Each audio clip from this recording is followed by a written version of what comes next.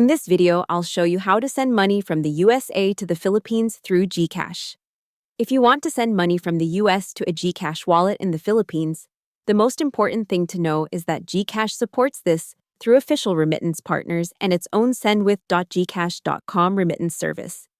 GCash says money can be sent to a GCash wallet either through a partner's website or app or through a partner branch, depending on the country and provider.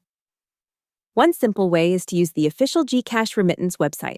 Open the GCash Send Money page, enter how much you want to send in US dollars, and enter the recipient's Philippine GCash mobile number and details. GCash says the payment can arrive within minutes, but the final exchange rate and fees depend on the transaction.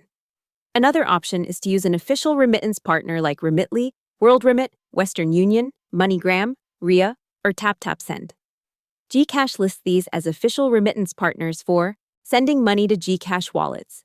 If the receiver needs to claim it inside GCash, they can open the app, tap Cash In, then Global Banks and Partners, choose the remittance partner, enter the needed details, and confirm. GCash says the receiver's name and number must match their GCash account details.